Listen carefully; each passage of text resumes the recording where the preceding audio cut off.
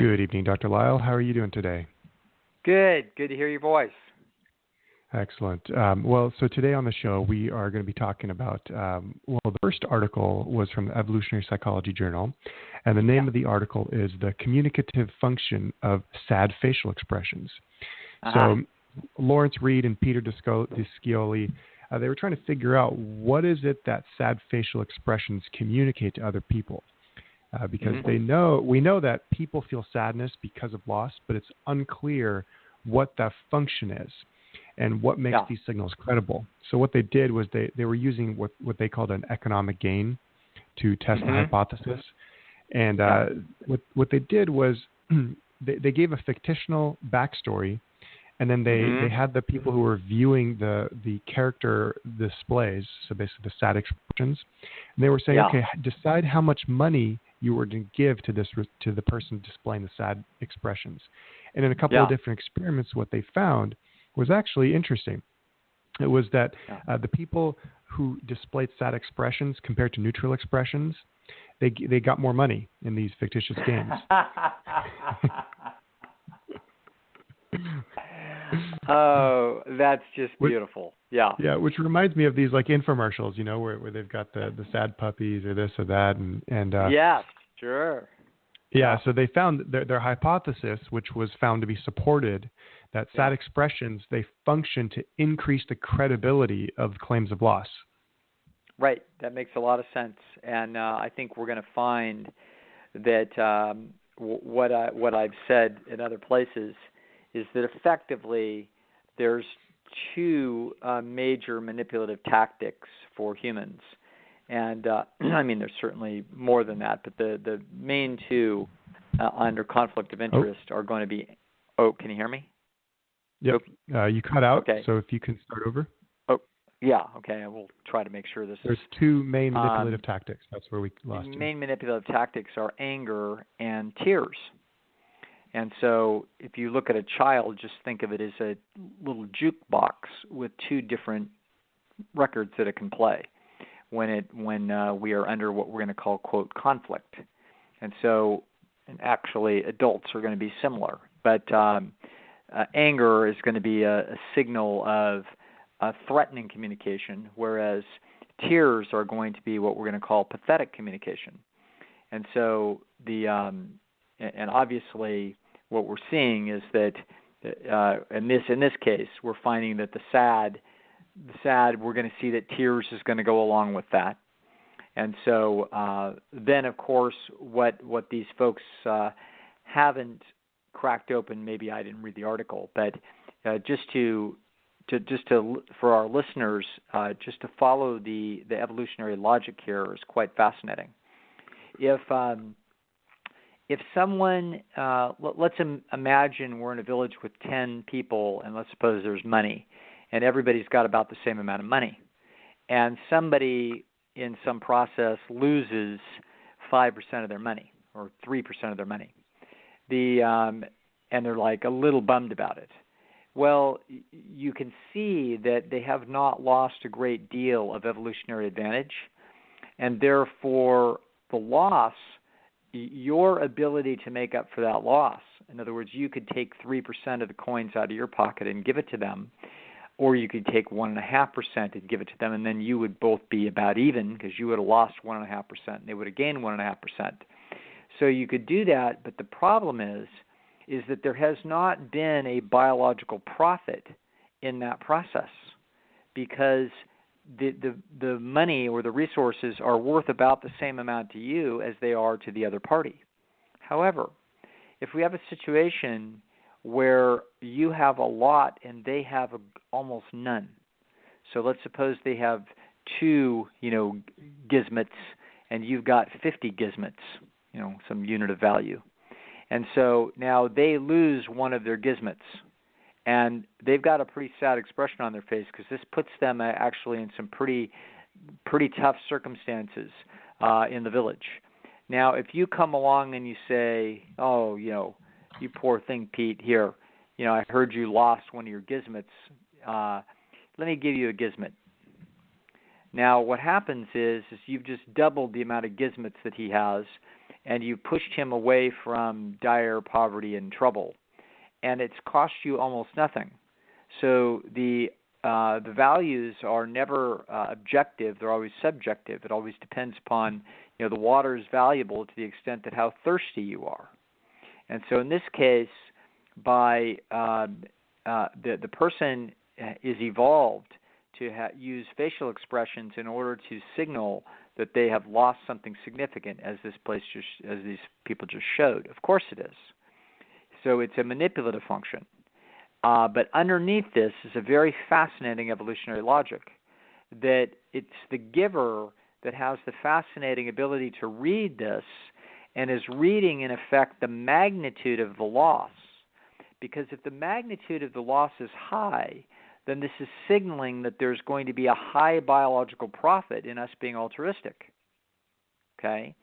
So therefore, one objective unit of my bread is worth 10 objective biological units to you because you're starving. In which case, then, the amount of distress that you are in is going to predict for me how much gratitude that you will feel as a result of me helping you. Okay? And the amount of gratitude that you feel in helping me, or me helping you, is going to be dictated objectively by how much aid I just did to your survival and reproductive prospects, not by how much it cost me subjectively. The cost to me may have been very small, but the gain to you could be huge. In that case, you owe me a lot. So literally, the debt that you owe me is worth more than the objective value of one more gizmet. Okay? You just created something that wasn't there. Yeah. So the point is that sad facial expressions are actually a method for a group animal to actually signal the subjective degree of need, and therefore to have all the players figure out, where can I best invest my extra gizmets in order to do the most possible biological good? Because where I am doing the most possible biological good is likely where I'm going to be repaid in reciprocity chips to the greatest degree. Okay? So if you lend a millionaire $50 because he's short of money for lunch and he lost his charge card, he's not going to say, "Oh my God, thank you so much. I can't believe how helpful you are." Not a chance. Okay? But somebody that is starving to death, or some little single mom that can't pay her electric bill and it's cold out, and you say, "Listen, I'm not going to pay your whole bill, but here's $50." And she says, "Oh my God, that's so good. I'm really going to be able to get by a lot better now. This is a big deal." That $50 is way better invested with her than it is with the millionaire. And this you can tell by their facial expressions, okay, essentially. So this is the rest of the story behind this communicative function. So I don't know if in that article they went down through that logic. They probably did not. But that's the rest of the story here. So very cool. It's just good to see all of the little pieces. The beautiful thing about evolutionary psychology is all the dots line up on the line. Okay? There is almost never a dot that is off the line. And when the dot is off the line, we're fascinated and we learn something, because evolution was a little trickier than we thought. But this is one of those cases where the dot is right on the line. Now, a question for you is, do you know if there's one gender that's better at certain facial expressions than others? Well, I don't know. Actually, one of the famous studies done, I think back in the 1970s, was by a woman out of Harvard by the name of Bella DiPaolo. And Bella was a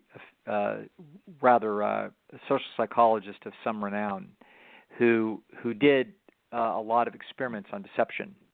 And one of the things that she found was that there wasn't any gender difference on average in how people could read deception, but that pretty women were better than everybody else.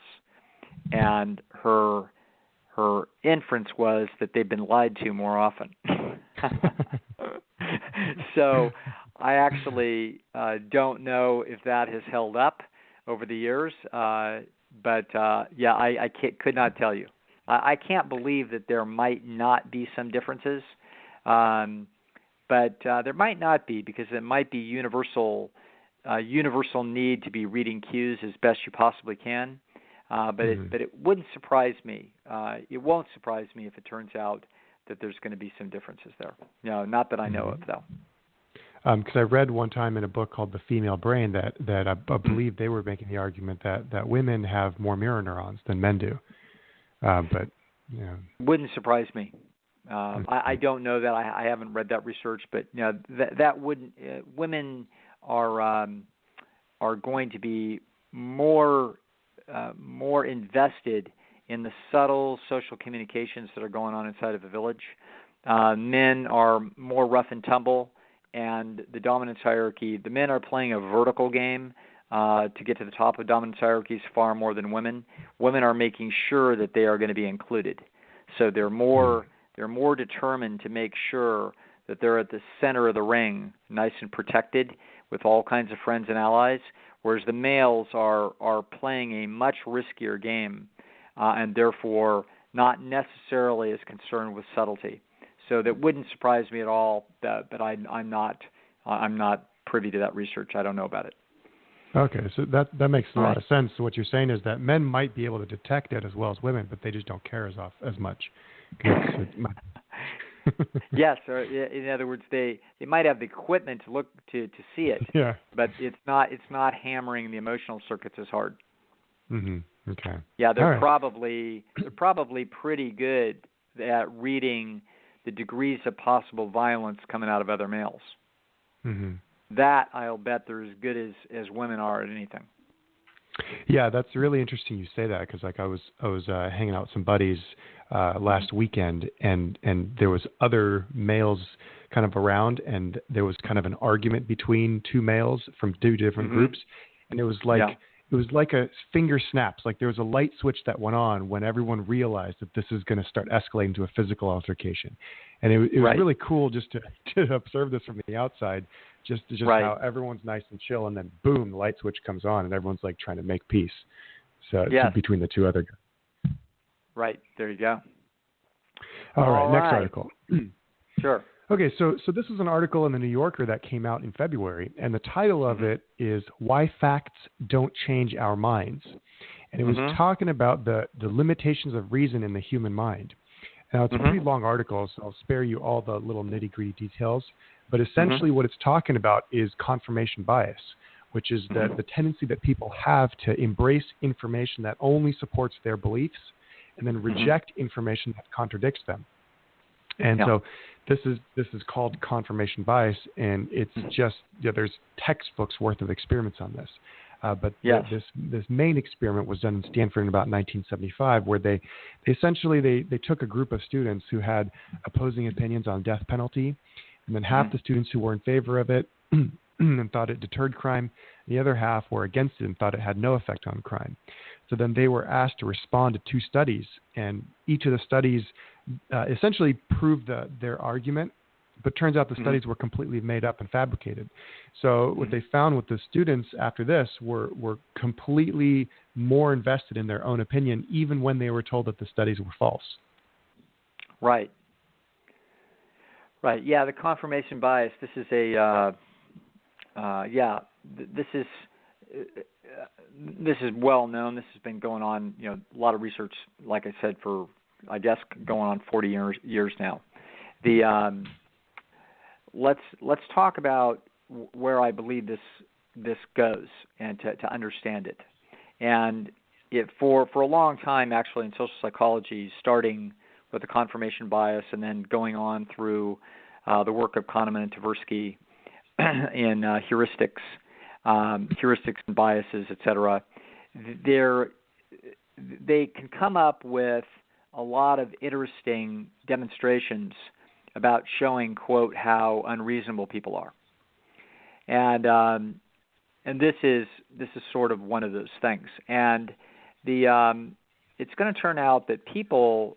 So what's confusing about this is that people have superb capacity for logic, and in fact, their logical inferences about problems in a natural landscape are spectacular. And so,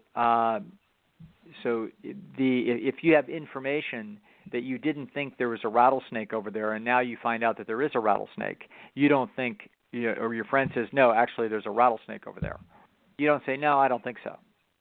Okay, so so what we're seeing is that there's certain kinds of information that are subject to this kind of non-reasoning or essentially what we call non-normative or somehow inappropriate reasoning mechanisms. Now, I haven't read this article, but so I assume, was this from an evolutionary perspective? Yeah, it mixed it up a little bit because they did talk about evolution, but there was there was a couple of them. They mixed a little bit here and there. Yeah, it's going to turn out that the reason for this sort of a thing is going to be that human beings, mostly the mind evolved to be right, okay, to be accurate, as accurate as possible. So that's why we're so surprised by magic tricks, is because they violate the expectations in a way that are extremely confusing, as they fool the perceptive limits of people by distracting and tricking them in ways that you don't see in the natural world, and so things look like they're violating the laws of physics, and somehow in there you know that they're not, but it tickles the nervous system and is kind of a bizarre event to observe.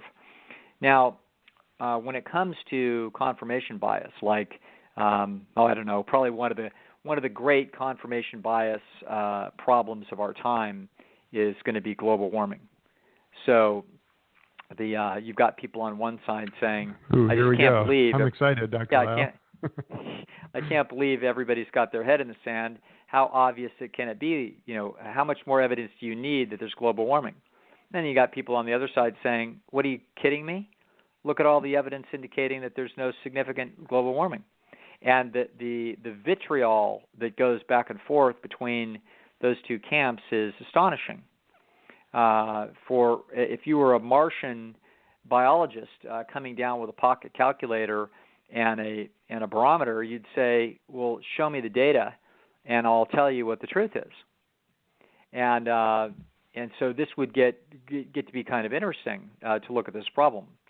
Now, the question is, why are people so dug in, and why it's so difficult for them to respond to the objective evidence? Well, there'd be many economic reasons that we could argue for people to have various positions, but I will argue that that this is uncovering the confirmation bias process inside the human mind, and then we're going to look further to try to figure out why the confirmation bias is in there.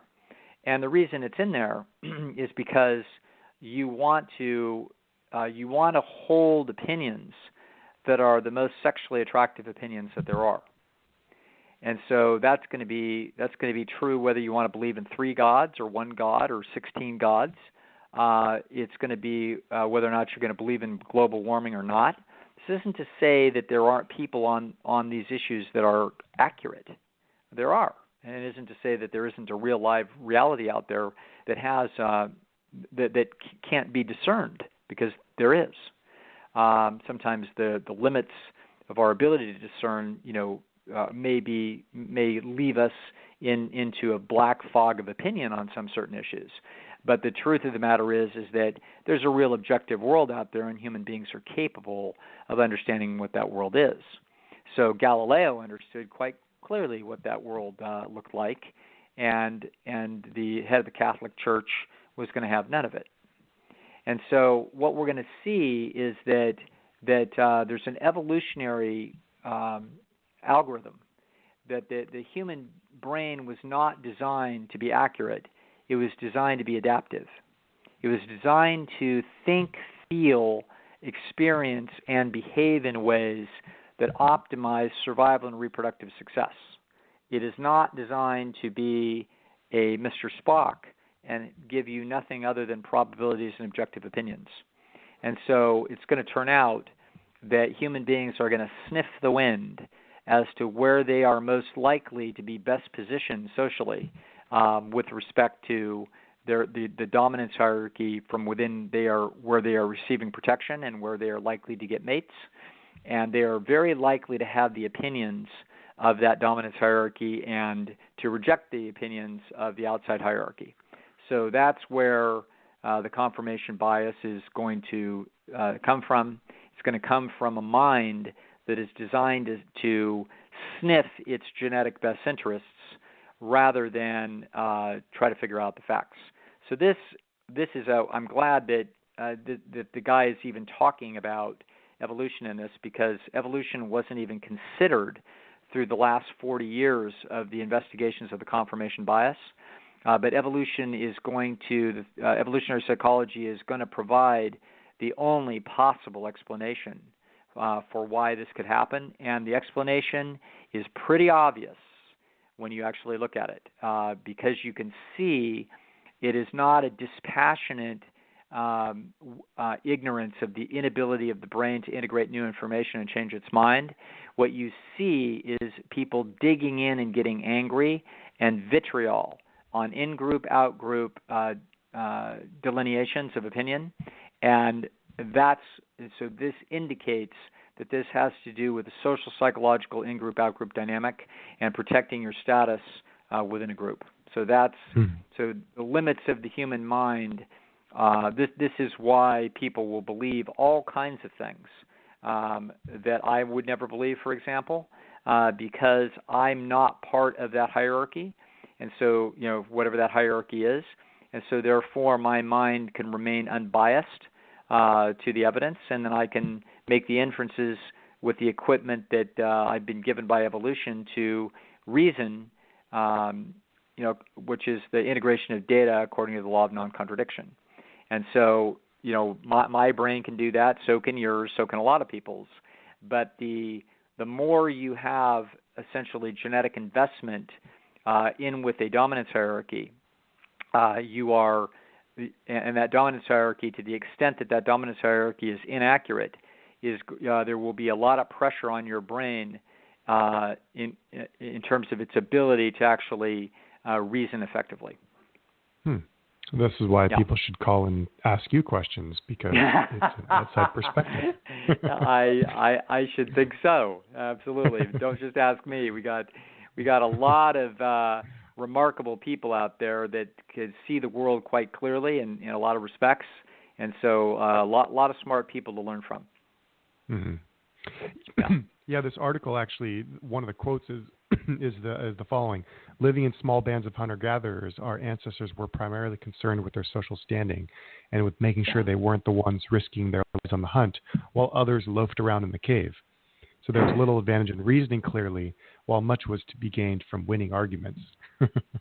They're sort of slopping it around. I would essentially, the argument is you want to be holding the opinion that if 51% of that dominance hierarchy's total's political capital believes in Proposition X and 49% of it believes in Proposition Y, then the astute individual will believe in Proposition X.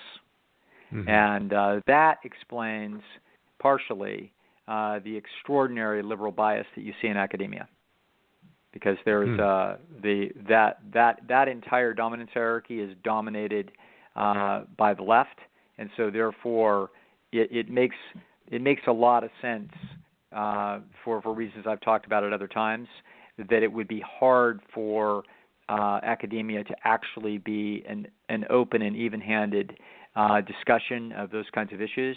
Once you essentially have a critical mass where 90 to 95% of the political capital is invested in one position, then you're going to expect that it will remain entrenched.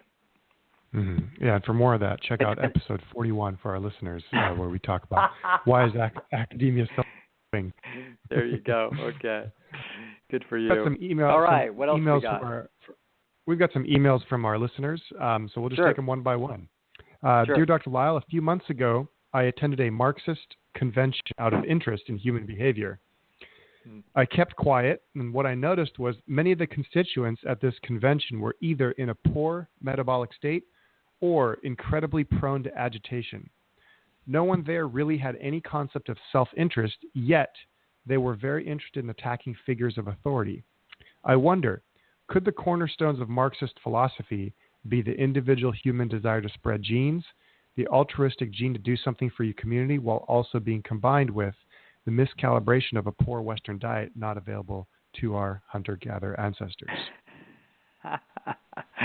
This is some very interesting circuits going off in this person's brain, and I'm going to try to read through the lines here, and maybe find something that is there's little components of this that are hitting some circuits in my head.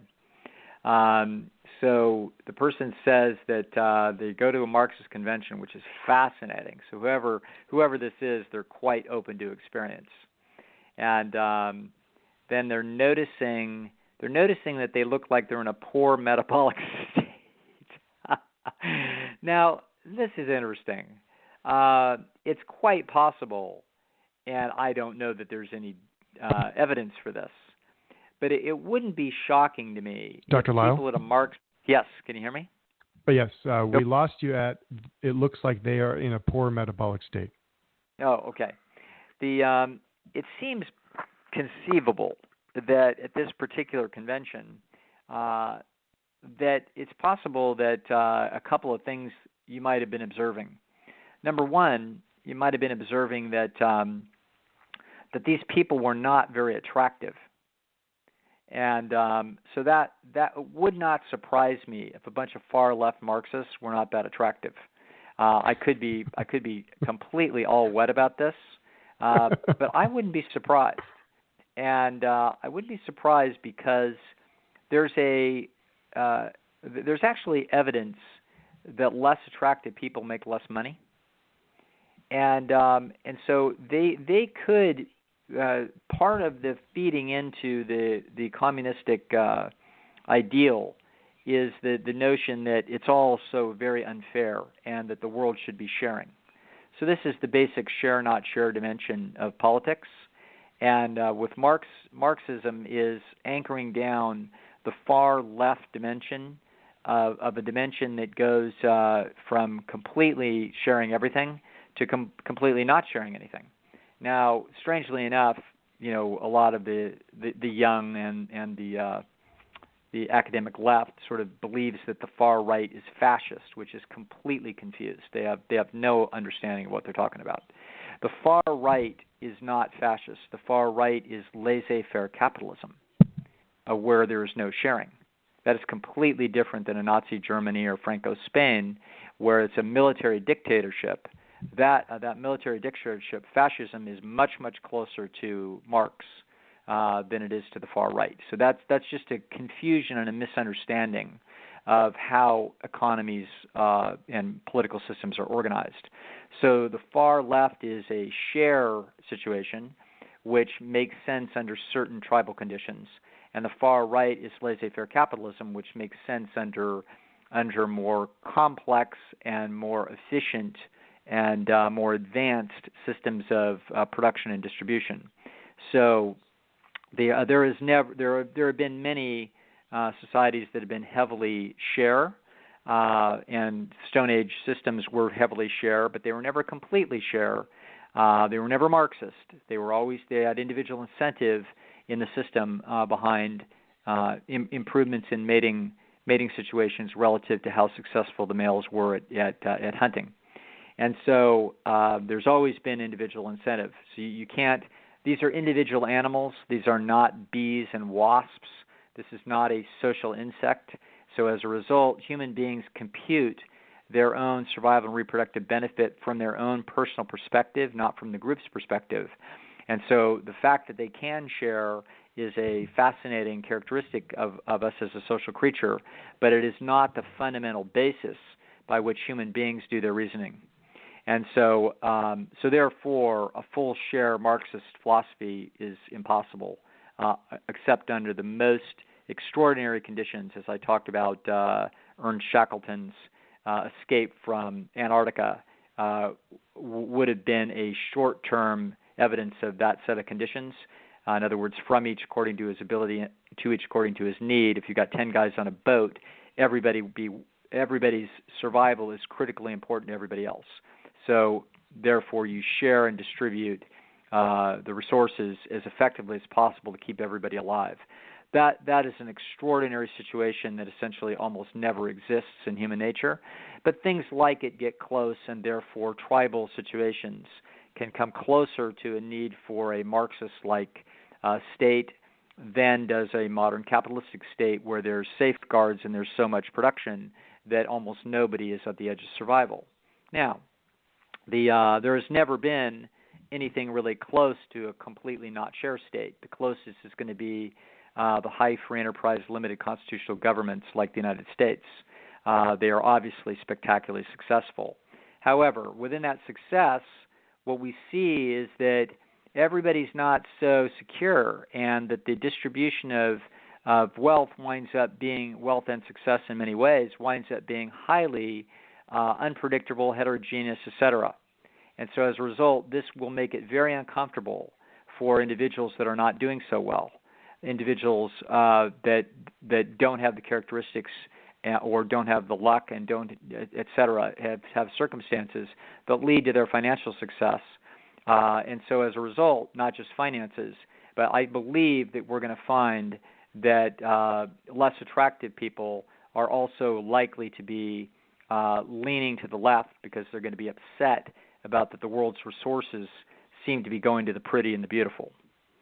So as a result, it wouldn't surprise me at this convention that people didn't look so good, and I also would predict that they probably weren't in really snappy clothes, because the last thing you want to be doing at a Marxist convention is wearing a polo shirt and some fancy shoes.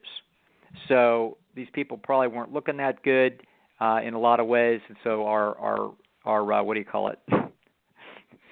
I don't know what we call this. Our spy looked at this and said, something's wrong. Okay? All right.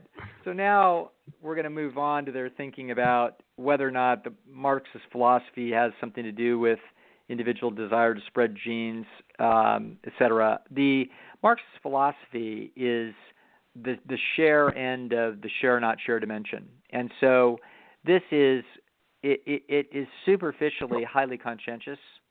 Dr. Lisle? Superficially, yes. Yeah, we lost you again. So if you can start writing that thought again. Yeah. The let's see. The Marxist philosophy is superficially highly conscientious. In other words, it's the idea that we've all got to be extremely fair and it's all got to be even. The problem with this, of course, is completely impractical in many ways, and it's completely unsuccessful, and it's a fiasco. However, if this is a way that you are displaying your conscientiousness, then a lot of people might be sort of vaguely Marxist and socialist in their thinking, but they don't go to Marxist conventions. And at the Marxist convention, this guy's talking about how they're, quote, angry, agitated, etc. Well, this makes perfect sense. Anybody that would go to a Marxist convention not only is upset that things are not fair, but they're also they feel incredibly morally righteous about screaming and yelling and raising hell and threatening, because these are going to be disagreeable humans. These are going to be people that are basically willing to put out a lot of energy behind the concept that we must actually make this, quote, more fair. And so, I think that this doesn't have anything to do with their diet. I expect that their diets are no better and no worse than we're going to see at the Republican convention. But I think that the anger is probably greater than you're going to see at any other convention, because these are going to be people who are incredibly frustrated that the world doesn't really care what they're saying, that they feel like they are morally on the high ground. They believe that they're only asking for fairness. In other words, they in principle aren't asking for 1% more than anybody else. And they believe that behind this philosophy and the greatness of Karl Marx, that this is the right way for humans to live. Talk about confirmation bias. I can't believe that what had to happen in the 20th century as the spectacular success of Western democracies right down the throat of communistic societies was not enough to convince the academic left that that was a really bad idea. You talk about confirmation bias. How much data do you need between North and South Korea? Okay, so this it lives on, but yeah, I think that someday, if I was open to experience, and somebody had slipped a Mickey into my drink, I might go to a Marxist convention and just see what was to be had there. Okay, let's go on. All right, our next question. Dear Yeah. Dr. Lisle, you mentioned on a previous episode that, unsurprisingly, the majority of women who are in committed relationships tend not to want to step outside and have an affair, even if the relationship is dead. I'm curious, though, when a woman who is, for example, in a relationship, say, over 5 years, when she encounters a highly attractive male through work or through friends, what feelings, if any, would she tend to have? Obviously, her ability to detect the overall attractiveness of the opposite sex doesn't shut down when she's in a relationship, but does her response to the assessment made by her nervous system change now that she's not single? In other words, would a female who's in a happy pair bond feel any attraction whatsoever to a male that her nervous system is determined to be highly attractive, but she just has no desire to act on it? Or will she have no desire at all? Yeah, well, these are good questions here, but we're seeing some shifting definitions along the way. So, a female who is happily pair bonded, by definition, is not sexual. I mean, is going to be sexually interested and attracted to her husband. So, if you can be you can be in a relationship that I wouldn't call a pair bond, but you're sort of stuck in there, and you've got financial and social pressures on you, and you may not be moving, and you might have a reasonably happy life, but I wouldn't call that a happy pair bond situation. So the question on the table, and what the listener is referring to is, certain of these questions are obvious.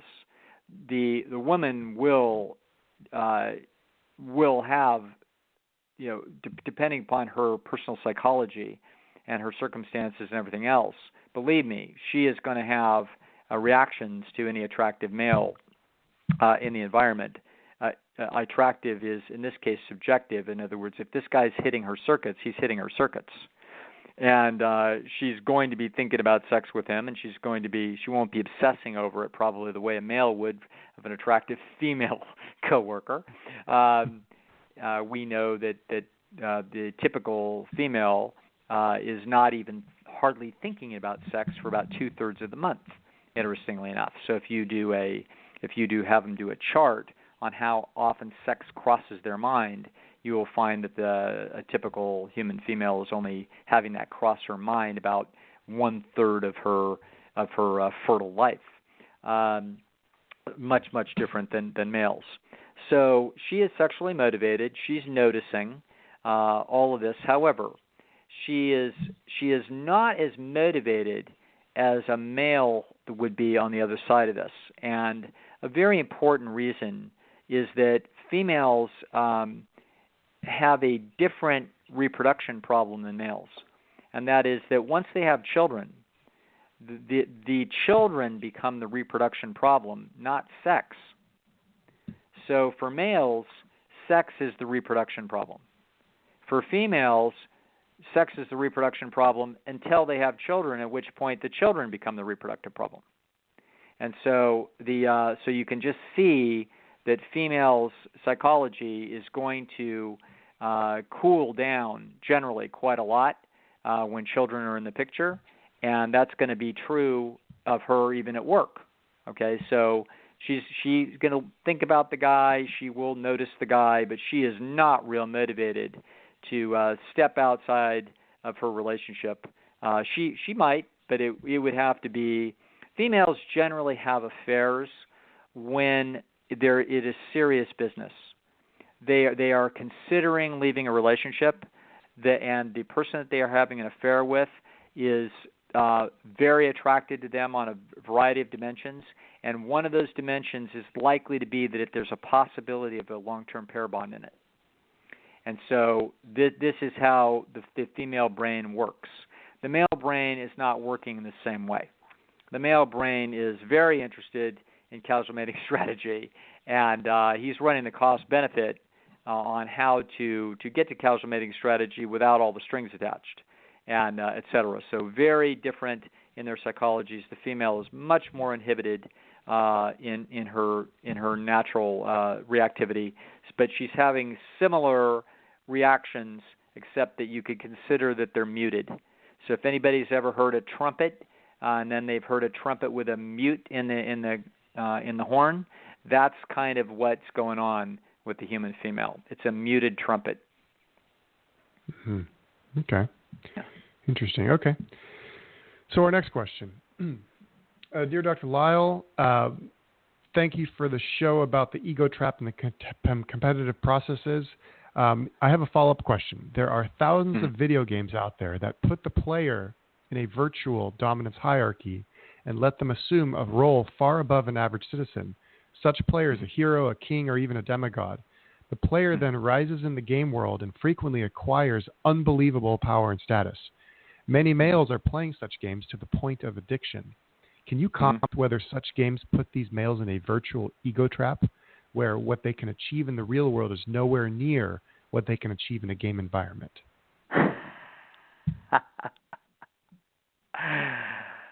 Very thoughtful indeed. My reaction is no. That's not what's going on. They're not in an ego. They don't. The brain isn't so confused that it can't tell the difference between all the big status that it's getting in the video world, and then that would leak expectations on them over to the real world. No, the ego trap is going to be the system. The ego trap is a natural cost-benefit analytic certainty. It's inexorable that you will be ego trapped when either your internal audience or the external audience of which you are attending to has expectations for you higher than you believe that you can meet. So your nervous system runs a cost-benefit analysis that if everybody thinks I'm so great, so this is where you get writer's block. So somebody that wrote a great novel, and they are not sure that they can do it again, and so everybody is clamoring for the great thing that they're going to do, and so they won't do it. So this is the ego trap where the expectations are too high. Now, question would be if you rise in the world and become king in virtual world. And you're like, well, I got to be king or the king's first vassal, So now in the real world, I'm supposed to go down and try to move up to assistant manager at the Pizza Hut, and so therefore, I think the expectations are too high. No, I don't think so. I think that the addictive quality of the video games that we see is that essentially you can Dr. be living those. Oh, yes. Have you lost me? Addictive qualities of. Yep. Okay, there you're back. Am I back? Okay. Strange doing. You're back. We lost you at. We lost you at the addictive qualities. Yeah, there's addictive qualities to video games, obviously. So they've got these things organized in such a way to tickle the dominance hierarchy's sensitivities of people, and also to work at two different things. The incremental feedback and improvement situation, which is critical for self-efficacy. In other words, a person believes that they can be more successful as they put in effort. And also the nature of the problems, the content area of these things is very consistent with male natural history. In other words, gathering up our troops, tricking the enemy, this weaponry, food, poison, landscape, all these things are actually the very types of problems that the male human mind was sculpted by evolution to be processing.